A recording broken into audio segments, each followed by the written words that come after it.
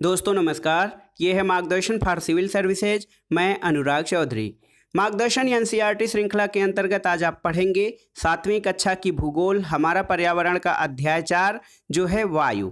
इस अध्याय के अध्ययन से आप जान पाएंगे वायुमंडल क्या है, वायुमंडल का संगठन क्या है, अर्थात इसमें कौन कौन सी गैसें पाई जाती हैं, कार्बन डाइऑक्साइड हमारे जीवन के लिए हानिकारक और लाभदायक दोनों कैसे है, वायुमंडल की संरचना अर्थात इसकी विभिन्न परतें कौन कौन सी हैं और उनकी विशेषताएं क्या हैं, मौसम और जलवायु क्या है, इनको प्रभावित करने वाले कारक जो हैं तापमान, वायुदाब, पवन और आर्द्रता के संबंध में। तो आइए शुरू करते हैं आज का वीडियो जो है हमारा पर्यावरण कक्षा 7 की एनसीईआरटी भूगोल का अध्याय 4 वायु। दोस्तों पहले हम जानते हैं वायुमंडल क्या है। तो हमारी पृथ्वी के चारों ओर से वायु की घनी चादर घिरी हुई है जिसे वायुमंडल कहते हैं। हमारी पृथ्वी के चारों ओर वायु की एक घनी चादर है, इसे वायुमंडल कहते हैं। और वायुमंडल हमारे जनजीवन के लिए बहुत ही आवश्यक है। पृथ्वी पर सभी जीवों को जीवित रहने के लिए वायुमंडल बहुत ही आवश्यक है। और जो भी जीवधारी हैं, चाहे पादप हों या जंतु जगत हो, सभी वायुमंडल पर अपने जीवन के लिए निर्भर हैं। और वायुमंडल से हमें सांस लेने के लिए वायु मिलती है और सूर्य की किरणों के हानिकारक प्रभाव से ये हमारी रक्षा भी करता है। वायुमंडल एक प्रकार से जो है हमारे सुरक्षा का चादर है। यदि सुरक्षा की यह चादर न हो तो हम दिन के समय सूर्य की गर्मी से तप्त होकर जल भी सकते हैं और रात के समय ठंड से जम सकते हैं। इसलिए यह वह वायु राशि है जिसने पृथ्वी के तापमान को रहने योग्य बनाया है। तो वायुमंडल पृथ्वी पर जीवन के लिए बहुत ही आवश्यक है। एक तरफ तो यह हमें हवा या ऑक्सीजन प्रदान करता है और दूसरी तरफ सूर्य से आने वाली कीड़ों से, गर्मी से हमारी रक्षा करता है। इसके अलावा ठंडक से भी हमारी रक्षा करता है। आइए जानते हैं वायुमंडल का संगठन क्या है, यानी वायुमंडल में किन किन गैसों की उपलब्धता है या कौन कौन सी गैसें पाई जाती हैं। दोस्तों जिस वायु का उपयोग हम सांस लेने के लिए करते हैं वास्तव में वह अनेक गैसों का मिश्रण होती है। यह कोई एक गैस नहीं है। जैसे हम ऑक्सीजन कहते हैं, ऑक्सीजन प्राणवायु है, ये हमारे जीवित या जीवन की हवा है, जीवन वायु है, प्राणवायु है और जीवित रहने के लिए बहुत आवश्यक है। लेकिन जो वायु है ये वास्तव में अनेक गैसों का मिश्रण होती है और इसमें मुख्य रूप से 2 गैसों की प्रधानता पाई जाती है, नाइट्रोजन और ऑक्सीजन। नाइट्रोजन और ऑक्सीजन 2 बड़ी गैसें हैं जिनसे वायुमंडल का बड़ा भाग बना हुआ है। इसमें नाइट्रोजन और ऑक्सीजन के अलावा carbon dioxide, helium, ozone, argon और हाइड्रोजन कम मात्रा में पाए जाते हैं। इसके अलावा इन गैसों के अतिरिक्त धूल के छोटे छोटे कण हवा में मौजूद होते हैं। इसके अलावा जलवाष्प भी इसमें पाया जाता है। ये जो चित्र है इसके माध्यम से आप समझ सकते हैं। एक गोला है, इसमें नाइट्रोजन जो है ये देखिए व्हाइट कलर का नाइट्रोजन भाग है जो कि इसके संपूर्ण वायु के 78% भाग में है। ऑक्सीजन ये ब्लू कलर में है, हल्के ब्लू में, जो कि 21% है। इसके अलावा कार्बन डाइऑक्साइड की मात्रा देखिए 0.03% है, आर्गन 0.93% और अन्य सभी गैसें और जलवाष्प, धूल के कण ये 0.04% के आसपास हैं। तो क्रम से अगर जो देखा जाए तो सबसे अधिक मात्रा में नाइट्रोजन, फिर ऑक्सीजन, उसके बाद आर्गन गैस है जो कि अक्रिय गैस है, उसके बाद कार्बन डाइऑक्साइड और फिर अन्य गैसों की मात्रा पाई जाती है। नाइट्रोजन वायु में सर्वाधिक पाई जाने वाली गैस है और जब हम सांस लेते हैं तब फेफड़ों में कुछ मात्रा नाइट्रोजन की भी ले जाते हैं।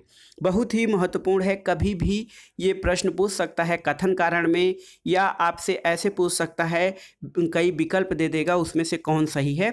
तो देखिए नाइट्रोजन जो है वायु में सबसे अधिक मात्रा में पाई जाने वाली गैस होती है और जब हम सांस अंदर लेते हैं तो ऑक्सीजन के साथ कुछ नाइट्रोजन भी ले जाते हैं और फिर उसे बाहर निकाल देते हैं।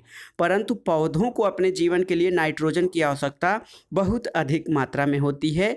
ये सीधे वायु से नाइट्रोजन नहीं ले पाते हैं। पौधे जो हैं सीधे वायु से नाइट्रोजन नहीं लेते हैं, ये नाइट्रोजन को नाइट्रेट रूप में ग्रहण करते हैं। मृदा और कुछ पौधे होते हैं इनकी जड़ों में रहने वाले जीवाणु, जैसे जो दलहनी फसलों की जड़ों में रहने वाला जीवाणु है राइजोबियम लेग्यूमेनोसेरम, तो ये जीवाणु वायु से नाइट्रोजन लेकर इसका स्थिरीकरण करते हैं और इसका प्रयोग पौधे अपने पोषक तत्व के रूप में करते हैं। ऑक्सीजन जो है वायु में प्रचुरता से मिलने वाली दूसरी गैस है। मनुष्य और पशु सांस लेने के लिए वायु से ऑक्सीजन प्राप्त करते हैं। ऑक्सीजन जो है वो वायु से मिलती है, 21% मात्रा इसकी वायु में पाई जाती है। हरे पौधे प्रकाश संश्लेषण द्वारा ऑक्सीजन उत्पन्न करते हैं। जो ऑक्सीजन हम ग्रहण करते हैं ये मनुष्य और पशु जो सांस लेने के लिए उपयोग करते हैं, उस ऑक्सीजन का उत्पादन हरे पौधे प्रकाश संश्लेषण क्रिया द्वारा करते हैं और इस प्रकार वायु में ऑक्सीजन की मात्रा समान बनी रहती है। और यदि हम बड़े मात्रा में वृक्षों का कटान करते हैं तो ये संतुलन बिगड़ जाता है और वायुमंडल में कार्बन डाइऑक्साइड की मात्रा बढ़ने लगेगी, जिससे कि ग्लोबल वार्मिंग और अन्य समस्याएं उत्पन्न हो जाएंगी। इसके अलावा जो गैस वायु में आवश्यक गैस है कार्बन डाइऑक्साइड, बहुत ही महत्वपूर्ण गैस है। हरे पौधे अपने भोजन के लिए कार्बन डाइऑक्साइड का प्रयोग करते हैं और ऑक्सीजन वापस देते हैं, बहुत ही महत्वपूर्ण है। एक प्रश्न हम लोगों ने शुरू में कहा था कि इस अध्याय के अध्ययन से हम क्या जान पाएंगे, तो ये जानेंगे कि कार्बन डाइऑक्साइड हमारे लिए हानिकारक भी है और लाभदायक दोनों गैस है। कैसे? तो यहाँ पे इसका उत्तर है कि कार्बन डाइऑक्साइड बहुत ही महत्वपूर्ण गैस है। हरे पौधे अपने भोजन के लिए कार्बन डाइऑक्साइड का प्रयोग करते हैं। यदि कार्बन डाइऑक्साइड न हो तो हरे पौधे अपना भोजन नहीं बना पाएंगे, यानी प्रकाश संश्लेषण की क्रिया नहीं कर पाएंगे और प्रकाश संश्लेषण की क्रिया से ही ऑक्सीजन वो वायुमंडल में छोड़ते हैं। तो इसके कारण अगर जो कार्बन डाइऑक्साइड नहीं होगा तो ऑक्सीजन का उत्पादन नहीं हो पाएगा। मनुष्य और पशु जो हैं वो कार्बन डाइऑक्साइड बाहर निकालते हैं। मनुष्यों और पशुओं द्वारा बाहर छोड़े जाने वाली जो कार्बन डाइऑक्साइड की मात्रा होती है ये पौधों द्वारा प्रयोग की जाने वाली गैस के बराबर होती है। इसके कारण ये संतुलन बना रहता है। लेकिन जब यह संतुलन कोयला और अन्य हाइड्रोकार्बन तथा खनिज तेल और अन्य ईंधनों के जलाने से जब ये संतुलन डिस्टर्ब होता है या गड़बड़ होता है, तब इसका जो है हानिकारक असर पड़ता है, जिसके परिणामस्वरूप कार्बन डाइऑक्साइड का बढ़ा हुआ आयतन पृथ्वी पर मौसम और जलवायु को प्रभावित करता है। अब आइए देखिए, यहाँ पे एक ब्लू बॉक्स बना हुआ था दोस्तों। ब्लू बॉक्स में कार्बन डाइऑक्साइड के बारे में दिया गया है। कार्बन डाइऑक्साइड वायुमंडल में फैलकर पृथ्वी से विकिरित होने वाली ऊष्मा को पृथ्वी पर रोककर ग्रीन हाउस गैस पैदा करती है। यानी जो वायुमंडल में हमारी कार्बन डाइऑक्साइड है ये पृथ्वी से जो वापस लौटने वाली ऊष्मीय विकिरण है उसको पृथ्वी पर रोककर यहाँ पर ग्रीन हाउस गैस प्रभाव पैदा करती है। इसलिए कार्बन डाइऑक्साइड को ग्रीन हाउस गैस भी कहते हैं। GHG ग्रीन हाउस गैस कहा जाता है। और इसके अभाव में, यानी अगर जो कार्बन डाइऑक्साइड हमारे वायुमंडल में नहीं होता तो धरती इतनी ठंडी हो जाती कि यहाँ पर रहना असंभव होता। लेकिन अब स्थिति ये है औद्योगिक अवस्था के बाद कि कारखानों और कार के धुएं से वायुमंडल में कार्बन डाइऑक्साइड का स्तर बढ़ रहा है, तब इस ऊष्मा के द्वारा पृथ्वी का तापमान लगातार बढ़ रहा है और वायुमंडल में कार्बन डाइऑक्साइड की बढ़ी हुई मात्रा से वायुमंडल का तापमान में जो बढ़ोतरी होती है, इसके कारण ये पूरे संपूर्ण विश्व के तापमान में बढ़ोतरी हो रही है। इसको भूमंडलीय तापन या ग्लोबल वार्मिंग कहा जाता है। और तापमान में इस वृद्धि के कारण पृथ्वी के सबसे ठंडे प्रदेश में जमी हुई बर्फ़, यानी जो ध्रुवों पे हमारे बर्फ़ हैं, ग्लेशियर हैं, ये पिघलते हैं और इसके परिणाम स्वरूप समुद्र के जलस्तर में वृद्धि होती है, जिससे तटीय क्षेत्रों में बाढ़ आ सकती है। और ग्लोबल वार्मिंग का दीर्घकालिक प्रभाव ये होगा कि इसके कारण जलवायु में अधिक परिवर्तन हो सकता है। कुछ पौधों और पशुओं की प्रजातियां लिप्त हो सकती हैं और कुछ हमारे द्वीप भी समाप्त हो सकते हैं यदि ग्लोबल वार्मिंग में ध्रुवों की बर्फ और ग्लेशियरों के पिघलने से समुद्र का स्तर बढ़ता है। तो अब आगे आइए देखते हैं दोस्तों, ये देखिए कार्बन डाइऑक्साइड जो हमने देख लिया है वायु में जो गैसें हैं उनके बारे में। अब आइए देखते हैं वायुमंडल की संरचना, यानी हमारे वायुमंडल में कौन कौन सी परतें पाई जाती हैं जो वायुमंडल की परतें हैं, यानी वायुमंडल किस प्रकार से इसकी संरचना हुई है। हमारा वायुमंडल 5 परतों में बटा हुआ है। पृथ्वी की सतह से यानी नीचे से आरंभ होकर ऊपर तक इसे क्रम में क्षोभ मंडल, समताप मंडल, मध्य मंडल, बाह्य वायुमंडल और बहिर्मंडल। बाह्य वायुमंडल यानी आयन मंडल इसे कहा जाता है। तो क्षोभ मंडल, समताप मंडल, मध्य मंडल, आयन मंडल और जो बहिर्मंडल यानी कि एक्सोस्फीयर, ये वायुमंडल की हमारे परतें हैं। सबसे पहले हम जानेंगे क्षोभ मंडल के बारे में। तो क्षोभ मंडल बहुत ही महत्वपूर्ण परत है। ये वायुमंडल की सबसे महत्वपूर्ण परत है। इसकी औसत ऊंचाई जो है वो 13 किलोमीटर के लगभग है। हम इसी मंडल में यानी जो क्षोभ मंडल है इसी में मौजूद वायु में हम सांस लेते हैं और मौसम की सभी गतिविधियां जैसे वर्षा, कोहरा, ओलावृष्टि इसी परत के या इसी मंडल में होती हैं। जो भी मौसमी गतिविधियां होती हैं वो सब क्षोभ मंडल में ही होती हैं। दूसरा है समताप मंडल। ये देखिए बहुत ही महत्वपूर्ण परत है दोस्तों हमारे वायुमंडल की। समताप मंडल क्षोभ मंडल के ऊपर का भाग होता है और ये लगभग 50 किलोमीटर की ऊंचाई तक फैला हुआ है। ये परत बादलों और मौसम संबंधी जो भी घटनाएं होती हैं उन सब से मुक्त होता है। इसके कारण यहाँ की परिस्थितियाँ हवाई जहाज़ या एरोप्लेन उड़ाने के लिए आदर्श होती हैं। समताप मंडल में एक और महत्वपूर्ण विशेषता है कि यहाँ पर जो ओजोन गैस है दोस्तों, सूर्य से आने वाले पराबैंगनी विकिरण या उच्च ऊर्जा की किरणों से धरती पर जो जनजीवन है, पौधों का जीवन है, मनुष्य का जीवन है और अन्य जीवधारियों का जीवन है, इनकी पराबैंगनी विकिरण से रक्षा करने वाली जो गैस होती है ओजोन गैस इसी समताप मंडल में पाई जाती है। और ओजोन परत सूर्य से आने वाली हानिकारक पराबैंगनी विकिरण से हमारी रक्षा करती है। तीसरा जो मंडल है वो मध्य मंडल है। मध्य मंडल वायुमंडल की तीसरी परत होती है। यह समताप मंडल के ठीक ऊपर होती है और लगभग 80 किलोमीटर की ऊंचाई तक ये फैली हुई है। अंतरिक्ष में प्रवेश करने वाले उल्का पिंड इसी परत में आने पर वायुमंडल की गैसों में घर्षण के द्वारा जल जाते हैं। अब अगला है बाह्य वायुमंडल या आयन मंडल। तो दोस्तों बाह्य वायुमंडल जो होता है ये बढ़ती ऊंचाई के साथ तापमान अधिक तीव्रता से यहाँ पर बढ़ता है। आयन मंडल इस परत का एक भाग होता है। जो बाह्य वायुमंडल है इसका एक परत आयन मंडल कहलाता है और यह 80 किलोमीटर से 400 किलोमीटर तक फैला हुआ है। इस परत की विशेषता रेडियो संचार के लिए इसका उपयोग किया जाता है और वास्तव में पृथ्वी से प्रसारित रेडियो तरंगे इसी परत के द्वारा पृथ्वी पर पुनः परावर्तित की जाती हैं। बहिर्मंडल, तो बहिर्मंडल वायुमंडल की सबसे ऊपरी परत है और यह वायु की बहुत पतली परत होती है और यहाँ पर कुछ हल्की गैसें हीलियम और हाइड्रोजन यहाँ अंतरिक्ष में तैरती रहती हैं और इसी मंडल में जो हमारे उपग्रह होते हैं वो प्रक्षेपित किए जाते हैं। अब आइए देखते हैं दोस्तों मौसम और जलवायु। तो मौसम और जलवायु किसे कहते हैं इसके बारे में आपको जानना होगा कि मौसम क्या है और जलवायु क्या है। तो मौसम वायुमंडल की प्रत्येक घंटे और दिन प्रतिदिन की स्थिति होती है।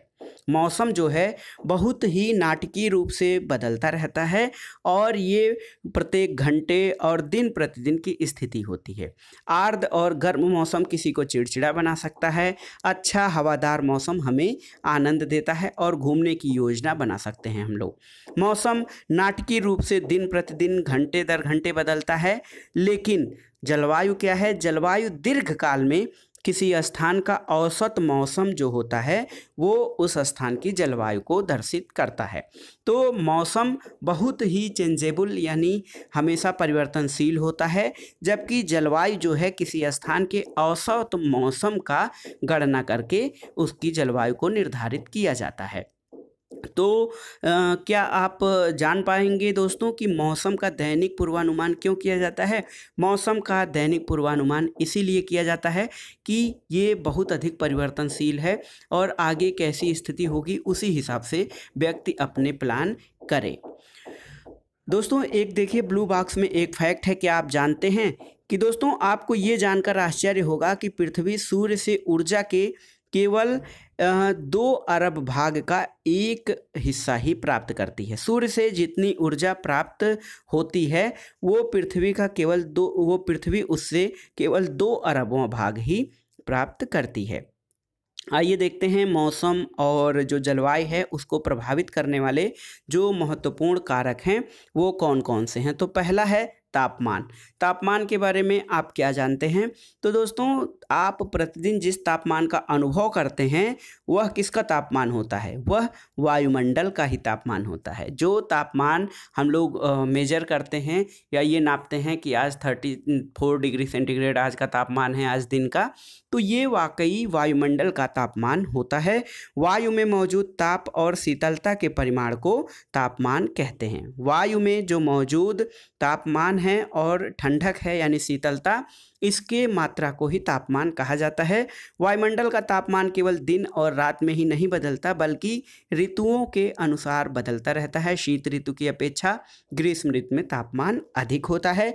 इसके अलावा जो हमारे विषुवत रेखीय क्षेत्र हैं उनका तापमान अधिक होता है अपेक्षाकृत ध्रुवों के। तो मौसम और स्थान के कारण भी तापमान में बदलाव होता है। आपतन या सूर्यातप क्या है? तो आपतन एक महत्वपूर्ण कारक है तापमान को प्रभावित करने वाला। दोस्तों, आतपन जो है ये तापमान के वितरण को प्रभावित करता है। सूर्य से आने वाली ऊर्जा जिसको पृथ्वी रोक लेती है वो आतपन कहलाती है। आतपन यानी सूर्यातप की मात्रा भूमध्य रेखा से ध्रुवों की ओर घटती है, इसलिए तापमान उसी प्रकार घट जाता है।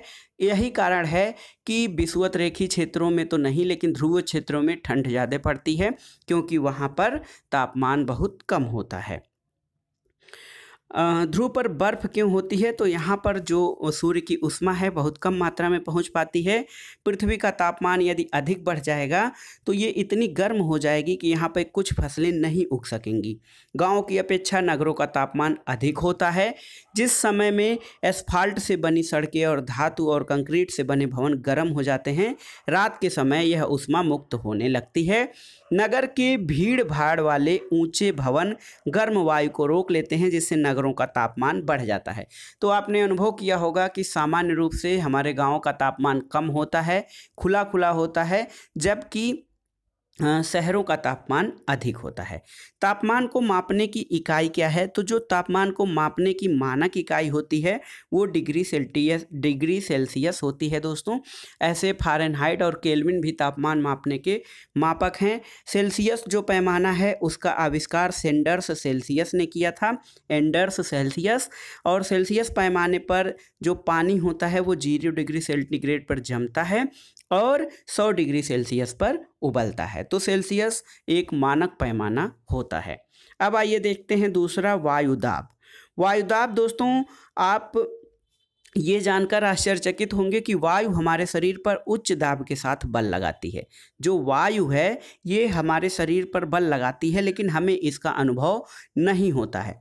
हमें इसका अनुभव इसलिए नहीं होता है क्योंकि वायु का दाब हमारे ऊपर सभी दिशाओं से लगता है और हमारा शरीर उसके विपरीत बल लगाता है, तो इसलिए हमें उस वायुदाब का अनुभव नहीं होता है।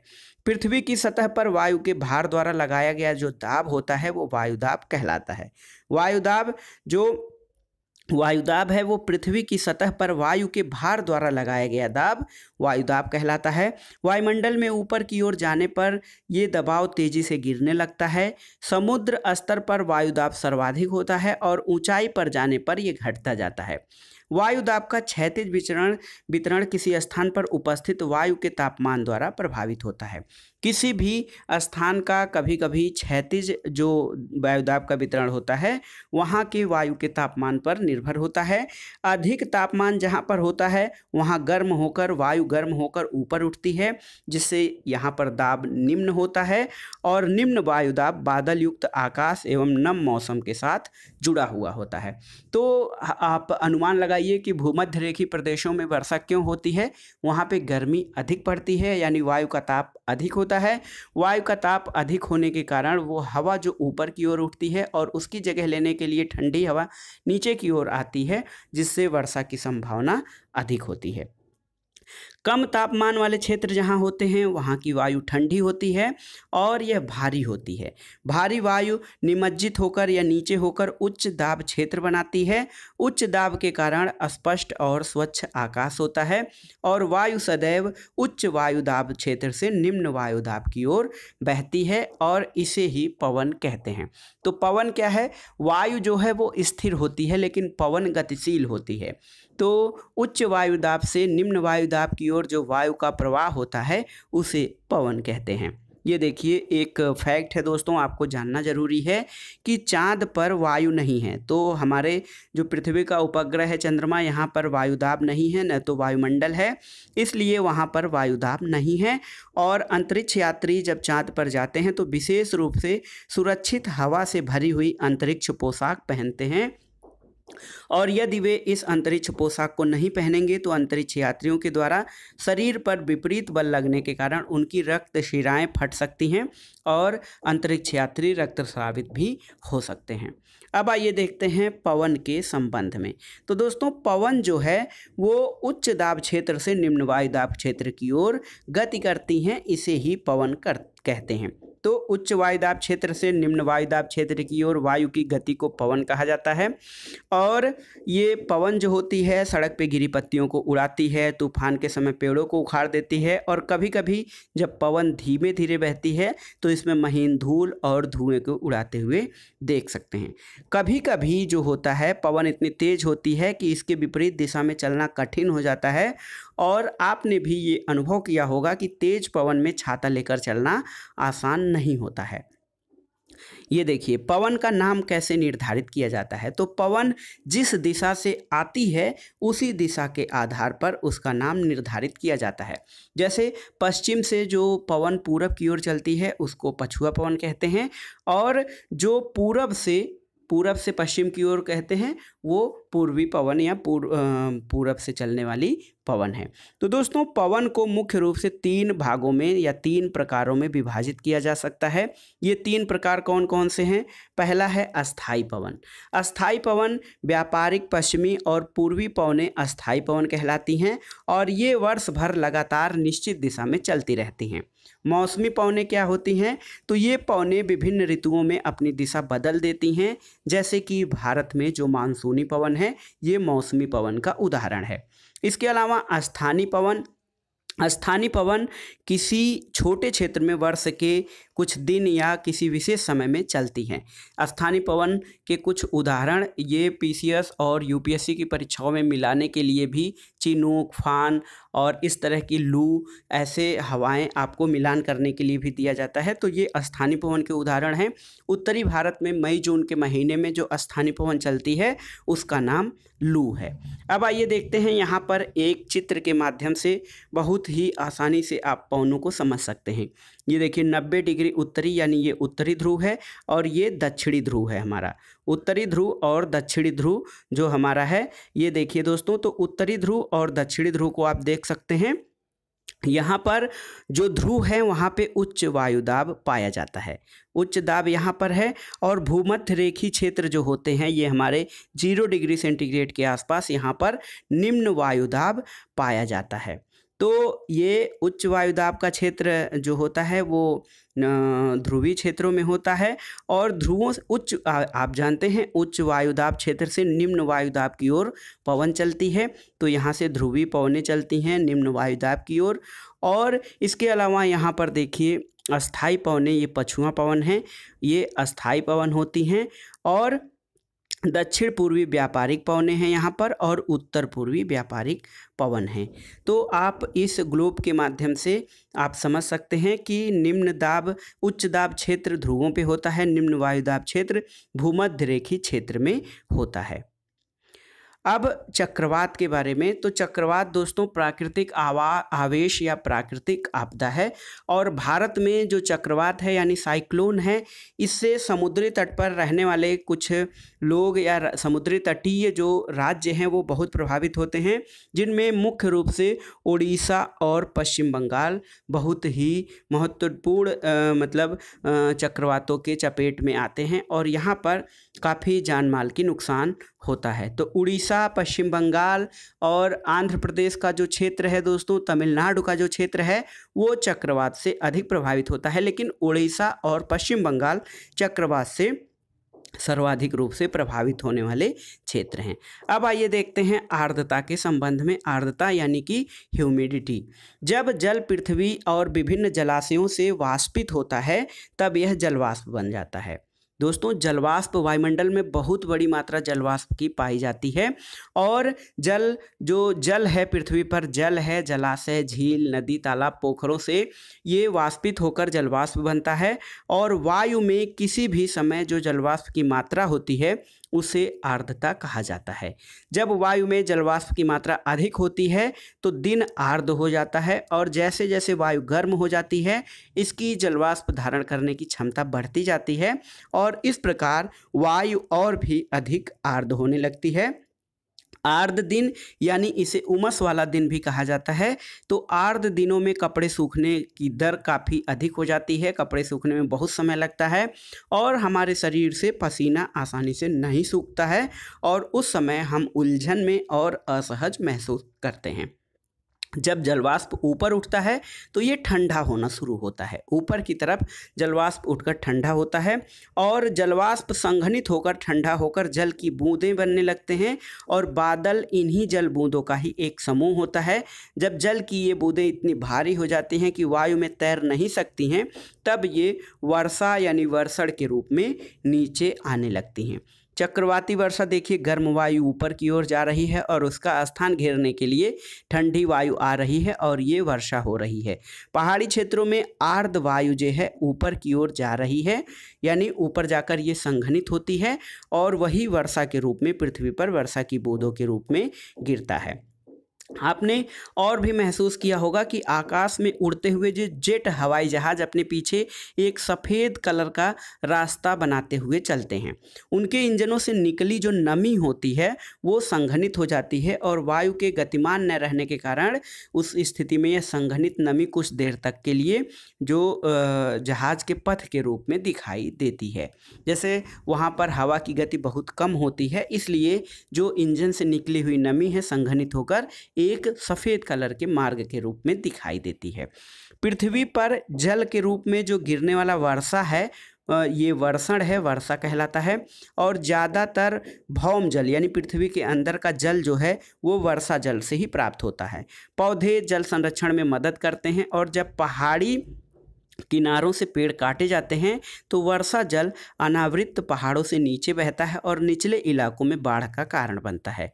क्रियाविधि आधार पर वर्षा के 3 प्रकार होते हैं: संवहनी वर्षा, पर्वतीय वर्षा और चक्रवाती वर्षा। तो संवहनी वर्षा, चक्रवाती वर्षा, इन सब के बारे में हम एक अलग अध्याय में पढ़ेंगे। दोस्तों, पौधों और जंतुओं को जीवित रहने के लिए वर्षा बहुत ही आवश्यक है। पौधों के लिए वर्षा की बहुत अधिक आवश्यकता होती है, जीव जंतुओं के लिए नमी, और कुछ जीव जंतु और जो पौधे होते हैं वो केवल वर्षा पर निर्भर होते हैं। तो इसलिए वर्षा बहुत महत्वपूर्ण है। इसमें धरातल को ताज़ा जल प्रदान होता है जिससे जो हमारे जलस्तर होता है उसमें वृद्धि होती है और यदि वर्षा कम होती है तो जल की कमी और सूखा जैसी स्थितियां उत्पन्न हो जाती हैं और इसके विपरीत अगर वर्षा अधिक होती है तो बाढ़ की समस्या आती है। और सूखे और बाढ़ दोनों की समस्या से निपटने के लिए अधिक से अधिक वृक्षारोपण किया जाना चाहिए और पौधों का कम से कम कटाव किया जाना चाहिए, जिससे ये जो आपदाएं हैं हमारी अधिकतम वर्षा यानी बाढ़, अतिवृष्टि और अनावृष्टि यानी बाढ़ और सूखा दोनों की संभावनाओं को टालने के लिए वृक्षों का महत्व बहुत अधिक है। ये था आज का चैप्टर। इसमें आपने देखा वायुमंडल क्या है, वायु का संगठन क्या है और जो हमारे लिए कार्बन डाइऑक्साइड की आवश्यकता क्यों है, ये हानिकारक और लाभदायक दोनों किस प्रकार से है, और वायुमंडल की विभिन्न परतों के बारे में आपने जाना। मौसम, जलवायु क्या है, तापमान, वायुदाब, पवन और आर्द्रता के संबंध में आपने आसानी से समझ लिया है। वीडियो आपको कैसा लगा हमें कमेंट बॉक्स में ज़रूर बताइएगा। वीडियो को लाइक करें, शेयर करें और इस चैनल मार्गदर्शन फॉर सिविल सर्विसेज को सब्सक्राइब करें। वीडियो देखने के लिए धन्यवाद।